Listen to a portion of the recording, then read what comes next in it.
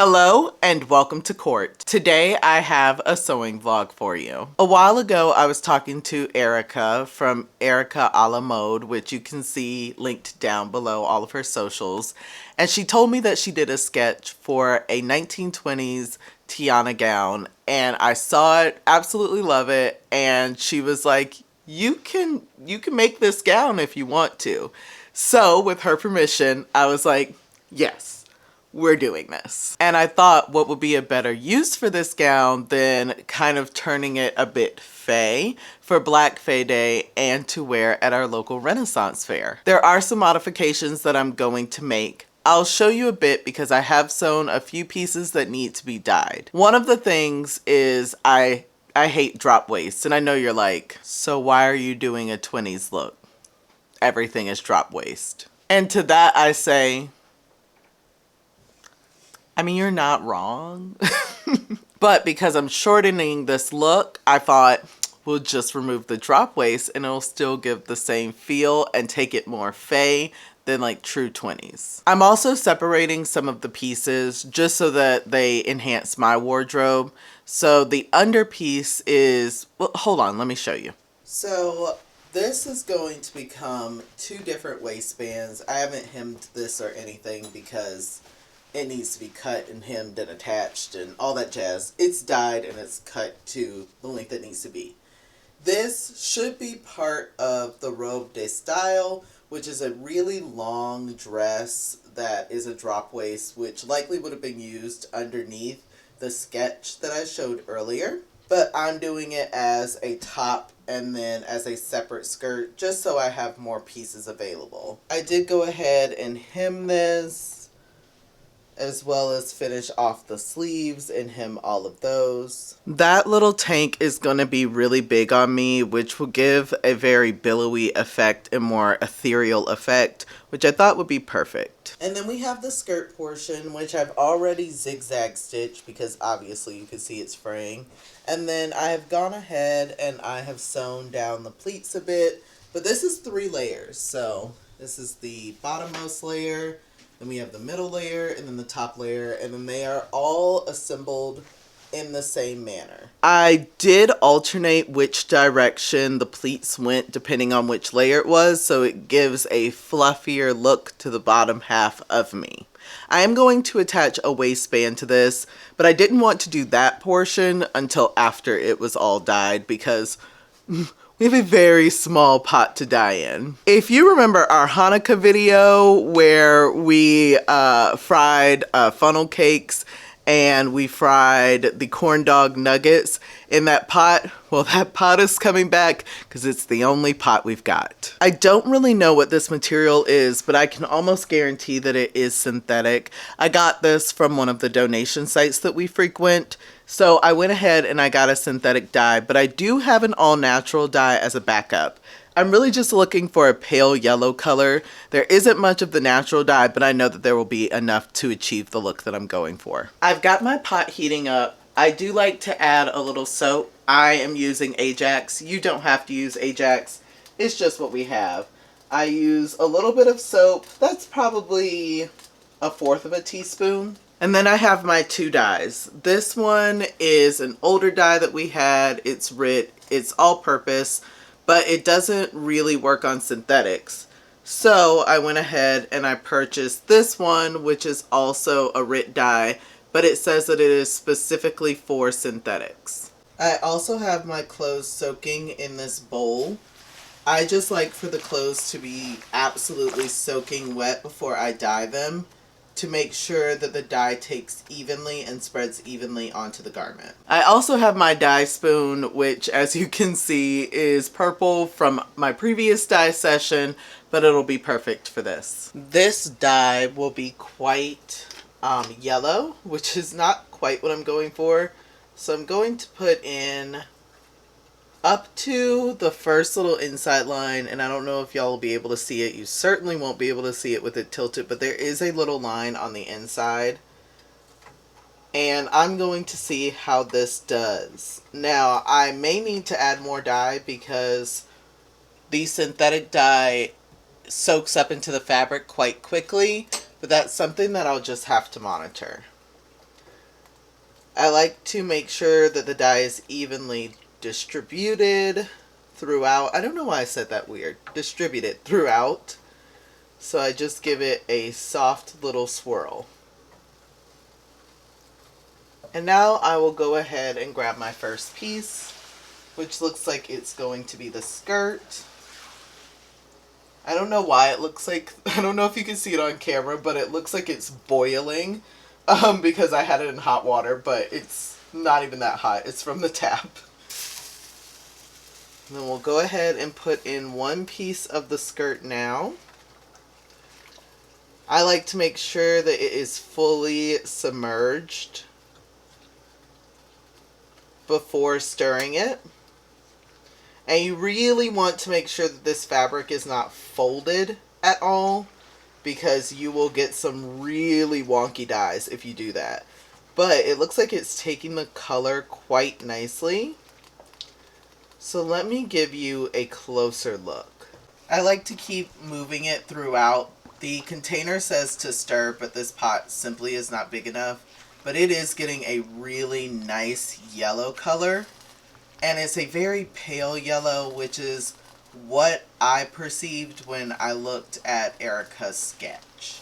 After I remove this from the pot, I like to put it on the baby's old little feeding mat. This isn't so that it dries, but it's more so that the fabric stays pretty flat so that there's even dyeing throughout. I will put fabric on top of this, but I'm not really concerned about the layers not being the exact same color, because this is a tiered skirt.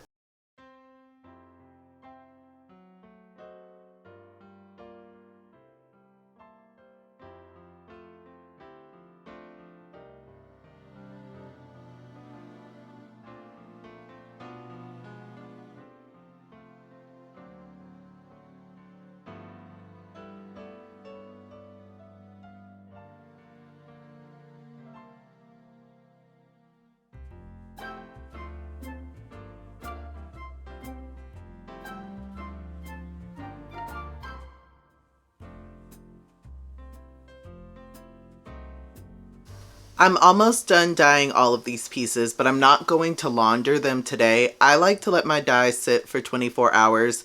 I don't really know why. I don't think that the package says anything about that, but it's something that I've always done, and it gets me really consistent coloring when I do that. And when I do that, I put it on the spin cycle first when I am laundering it, dry it, and then I wash it with fabric softener and the smallest amount of detergent possible. I feel like that just helps the colors stay a bit better. I also wanted to mention that the water is very hot, and I know you see me touching that. It's hot. I just don't care. So if you are going to touch the fabric as soon as it comes out of the hot pot that's on the stove, be warned. It's hot. Right now, all of the items are drying out on this mat. Once they've all cooled, I'm going to wring them out and hang them, but I'll probably let them sit for about 30 minutes, just kind of chilling on the mat. We obviously don't have a very big kitchen, so I don't want them to take up all of the space. I've already cut out the pieces for the cape, the top of the wrap dress, and the skirt part of the wrap dress.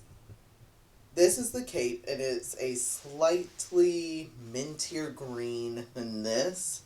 This to me reads more as a pale forest green, as does the skirt. I wanted the train to be another color to add a little bit more dimension. I'm pretty sure these are the exact same fabric, just in different colors, but I wanted the train to be a different color to add a little bit more dimension and have the eye have more to play with during this outfit.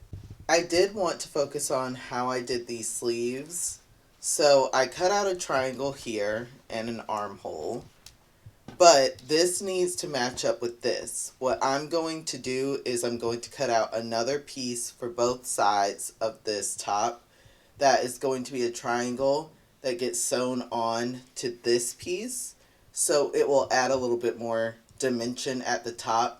I also wanted to do this because it will reinforce the shirt a bit better, because at the back I don't have it here now, but I'm going to be putting 2 to 3 snaps at the very top with a flap covering them so that I can take the train on and off. I am going to go ahead and start sewing these pieces while the pieces that I just dyed kind of cool off from being in boiling water.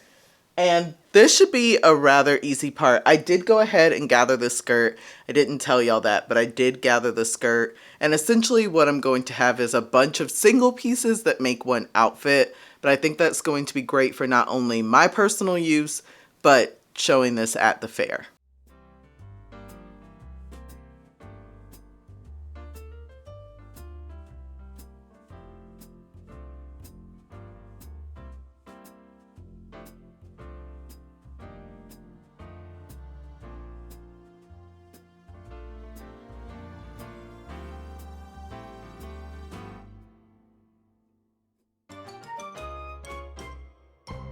The fabric that I dyed just got out of the dryer, so I wanted to show you what it looks like. This yellow color is so subtle but so perfect and works so well with these other 2 colors. I am very impressed. Also, everything came out evenly, so that is nice. I'm not normally one for pressing things, but I will be pressing this. And if you're wondering why the other sewing machine is out, our Kenmore is out, is because we are currently doing our sewing marathon. I don't know when you're viewing this, but it was filmed in December where we made 8 outfits in a week. I just put together all of the skirt pieces and I wanted to show you how I did that. They're just pinned. I didn't sew them yet. Also say hi, Dionysus. Hello. Hey.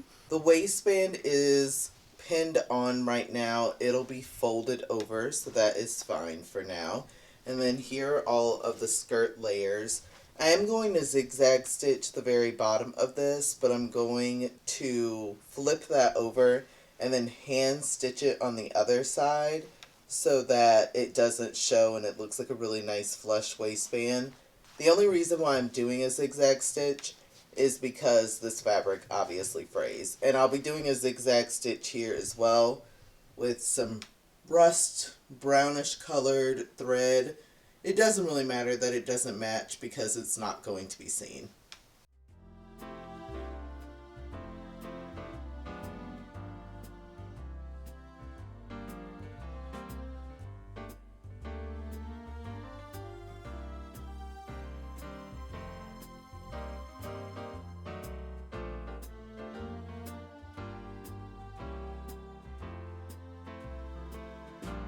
The only thing left that I have to do on the skirt is to hand whip stitch the back of the waistband. So that's good for right now. It's pinned on, it's in place.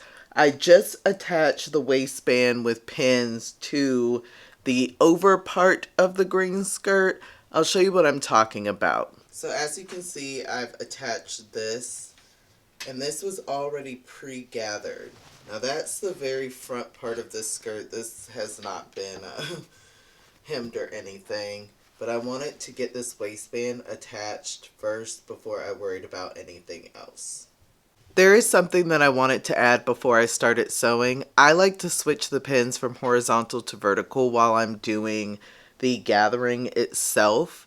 I just pin it horizontally so that I know exactly how much it needs to be gathered. So as you can see, this is still attached horizontally, but as you get closer, it is vertical, and I'm switching those as I go. I'm kind of stopping and switching them up.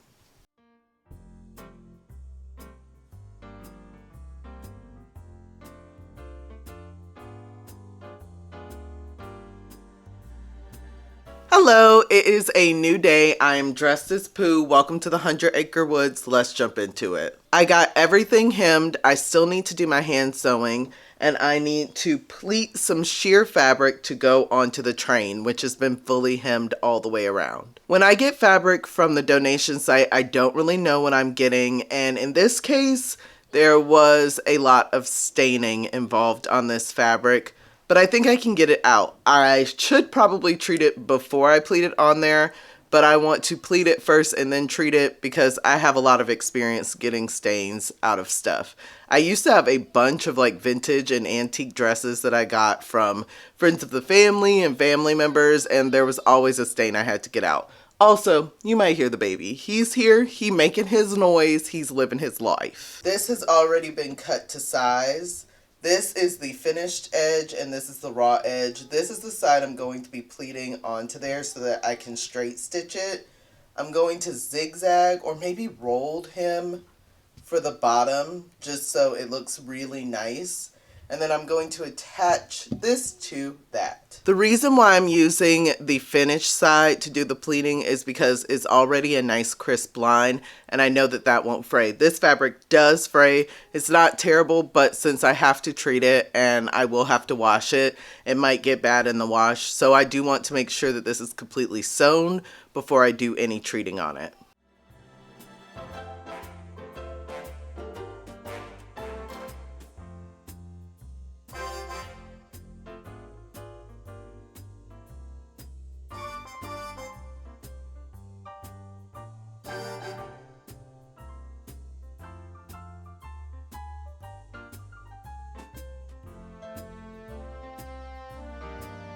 I wanted to show the center, so I have these pleats going this direction in the center. I have a center pleat, and then I changed directions. I just thought that it would give some fun dimension and texture to this. And now we need to sew all of this down.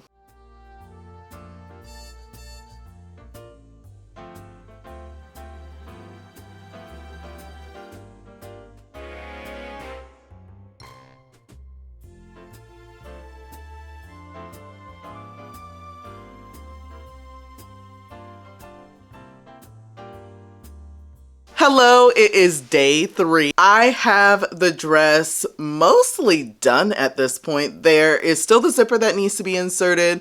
I need to add ruffles to the sleeves in kind of a like drapey, cascading sort of way. You'll see later. And I need to add a ton of embellishments to this dress. Let me show you. So here are the flowers that I'm going to use. I have some petals right here. Here are some leaves. These are just some small flowers and these are a bigger version. I wanted some like reds and maroons and a little bit of variety just so that look has a little bit more dimension. So there's going to be flowers attached right here at the neckline, and then along that train there are also going to be flowers. You're looking at the underside of the train. It's not really pretty.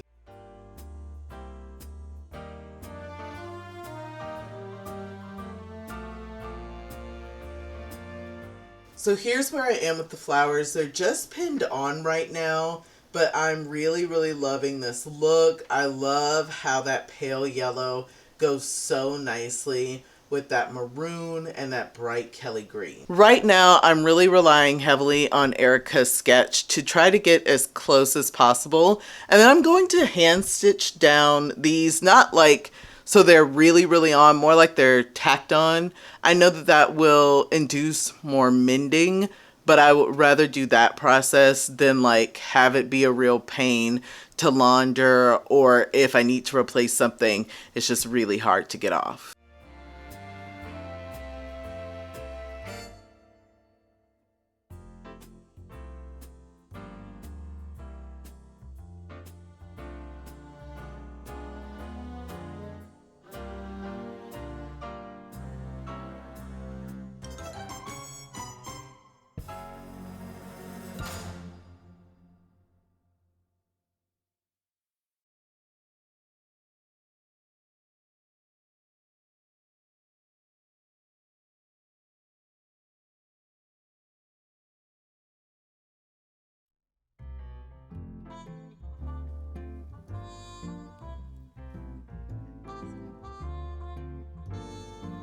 A lot has changed since that filming in December.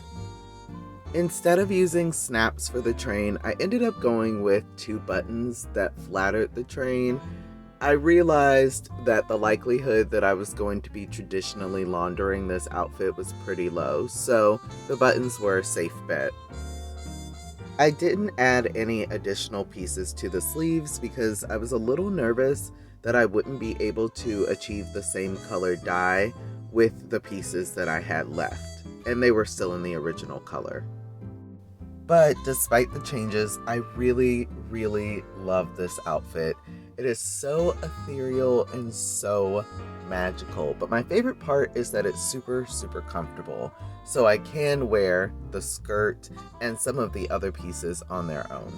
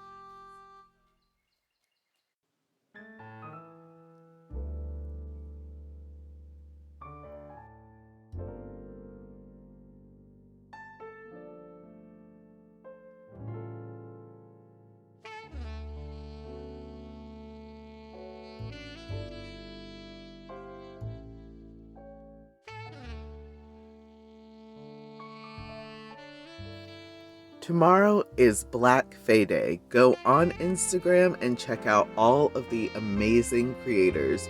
Your page will be flooded with absolute beauty. And leave a comment down below to tell me what would be your dream Fae look. The link to our t-shirts is live in the description box below, where you can also find our Instagram and our Ko-fi. Until next time, bye.